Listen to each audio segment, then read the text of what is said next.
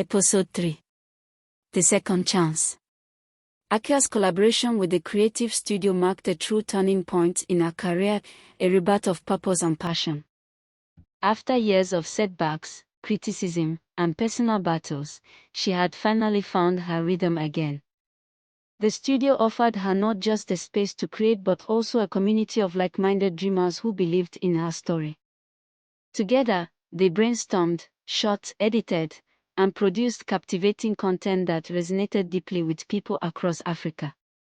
Every morning, Appiah arrived before sunrise, filled with ideas and determination. She poured her heart into every project, each campaign, video, and collaboration bore a touch of authenticity that connected with her audience. Her storytelling was raw and real, infused with the spirit of someone who had fallen but refused to stay down. Slowly, her efforts began to pay off. Brands started calling again. Her name appeared on billboards and social media trends. Interviews and invitations flowed in from radio, television, and digital platforms. Appiah had not just returned, she had risen higher than ever before. Her followers admired her for her resilience, the woman who had lost everything but rebuilt her empire from ashes. With her newfound success came a deeper vision. Appiah wanted to create opportunities for other young creators who reminded her of her younger self, ambitious, talented, but overlooked. She took a bold step and launched her own creative studio. It started as a small rented space with a few cameras, editing equipment, and big dreams. But within months, it grew into a thriving hub of innovation. She employed over 10 creators, photographers, editors, designers, and storytellers who worked on brand campaigns, documentaries, and digital content for companies, schools, and organizations. Her studio became a melting pot of creativity and excellence. To many young dreamers, Appiah wasn't just a boss, she was a mentor and inspiration. "Your story is your brand," she often told them. "Tell it boldly, live it proudly, and never let failure define you." Appiah's brand continued to rise, and soon she was recognized as one of the leading brand influencers in Africa. She began traveling across the continent, speaking at conferences and workshops, empowering women to find their voices through creativity. From Accra to Nairobi, Lagos to Johannesburg, her story became a beacon of hope, a reminder that second chances do exist for those who believe.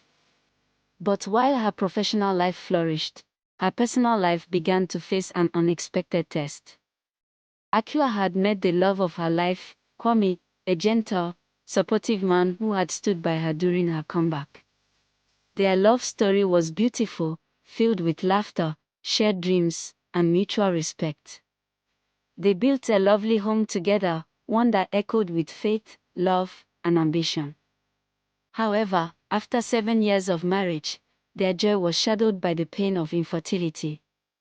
Despite numerous hospital visits, medical tests, and prayers, Appiah and Kojo were still childless. At first, they remained hopeful, believing that in time, things would change. But as the years rolled by, the weight of unfulfilled expectations began to take its toll. Appiah, once the fearless woman who conquered failure in her career, now battled silent tears at night.